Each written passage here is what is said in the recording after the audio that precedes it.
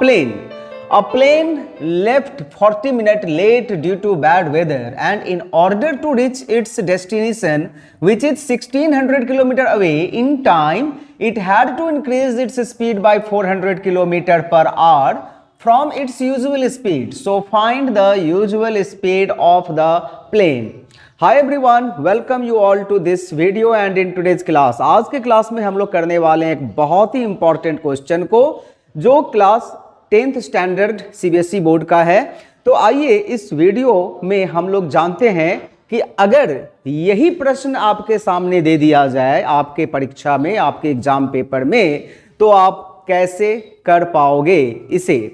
तो let's start the today's class, but before we start the class, let me give my introduction that I am Digambar Mishra and you are watching my YouTube channel Mathematics by D Mishra. So let's start the class. तो सबसे पहले हम लोग इसमें जो पूछ रहा है उसे हम लोग लेट कर लेते हैं। तो ये इसका आंसर है यहाँ पर। So let the usual speed of plane, the usual speed of plane be what you know, x kilometre per our. तो ये हो गया। और टोटल डिस्टेंस कितना कवर करना है? टोटल डिस्टेंस जो इसे कवर करना है वो है 1600 किलोमीटर। तो टाइम इसे कितना लगेगा? Time taken, we all know that distance divided by speed, और ये आवर हो गया।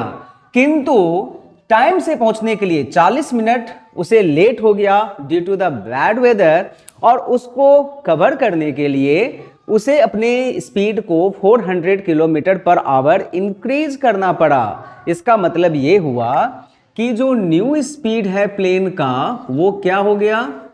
New speed of plane is equal to x plus 400 kilometre per our.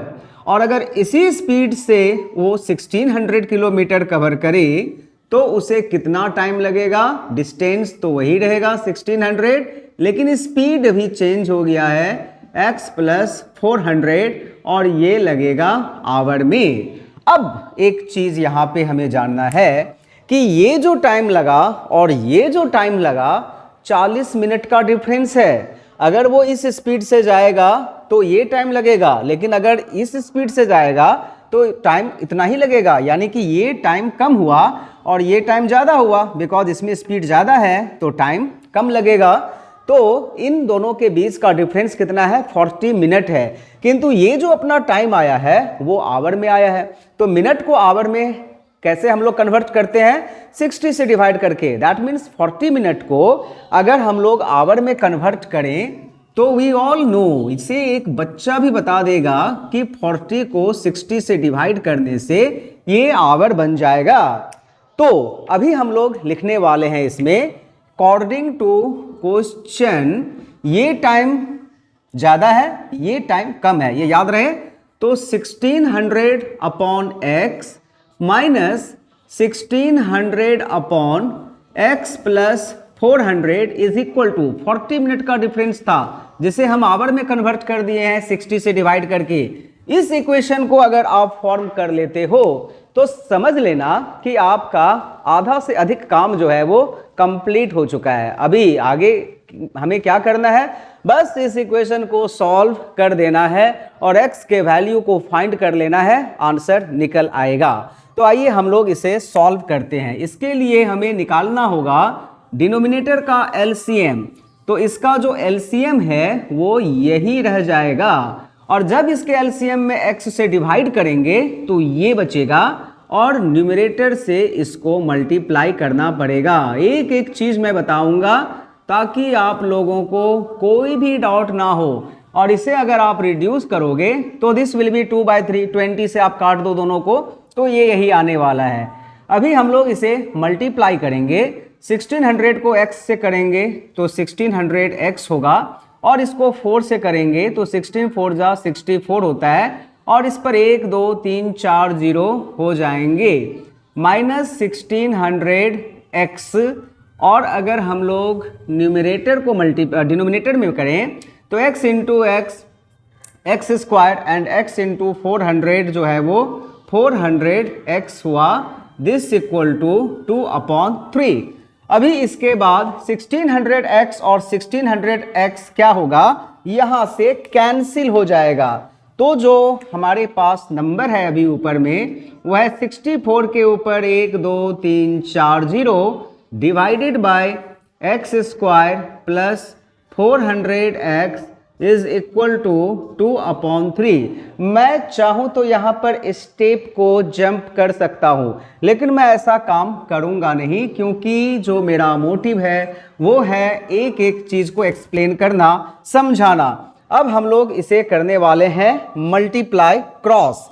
तो 2 से एक्स स्क्वायर को मल्टीप्लाई करेंगे तो 2x स्क्वायर होगा, 2 से इसको करेंगे तो 800x होगा, 2 4 जा 8 होता है, और 3 से इसको करेंगे तो 3 4 जा 12 का 2 1 बच गया, एंड 3 6 जा 18 प्लस 1 19, और इसके ऊपर लगा देना है 4 0 को।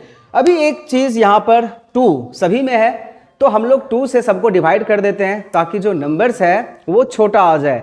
बड़ा बड़ा नंबर आ गया तो कोई बात नहीं, 2 से इसको डिवाइड कर देंगे तो एक्स स्क्वायर, इसको डिवाइड कर देंगे तो 400x, और इसको डिवाइड कर देंगे तो 2 9 जा 18 एंड 2 6 जा 12, 1 2 3 4 0।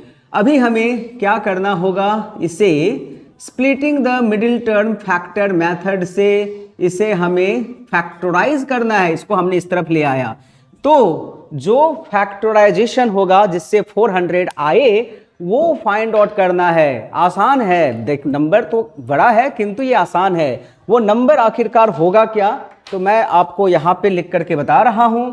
अगर आप 1200 को 800 से मल्टीप्लाई करोगे तो कितना होगा, 12 अट्ठे होता है 96, और उसके ऊपर 4 हो जाएगा 0, आ गया ना इतना। और इस दोनों का जो डिफरेंस है 1200 और 800 का वो कितना है, 400 है। यानी कि x square plus 1200x minus 800x minus 96 के ऊपर 4 0 इज इक्वल टू 0 दिख रहा है, यस।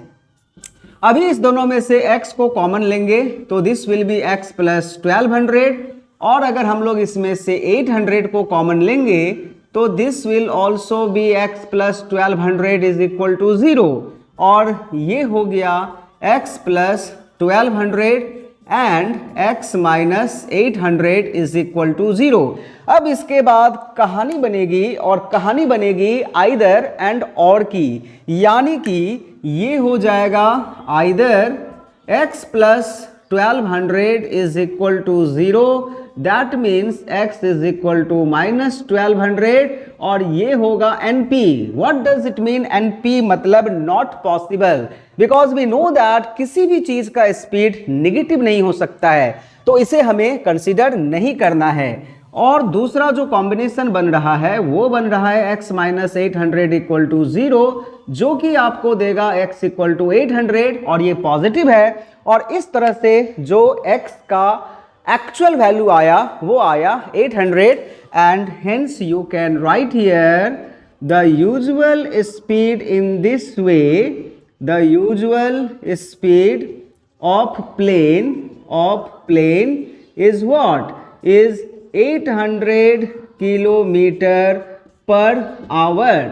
और इस तरह से इसका आंसर जो है वो हो गया 800 किलोमीटर पर आवर। एक बार गौर से देख लीजिए, पूरे आंसर को एक साथ में देख लीजिए और इसे अपने दिमाग में छाप लीजिए, किंतु इससे काम नहीं बनेगा। आपको करना होगा ढेर सारा प्रैक्टिस, ताकि आप इस सवाल को अच्छी तरह से समझें, और जब आपसे यही सवाल परीक्षा में पूछा जाए तो आप इसे आसानी से बना सके।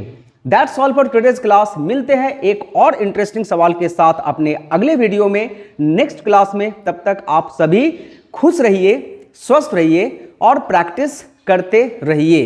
That's all for today's class. Thank you everyone for watching the video till the end. Bye bye.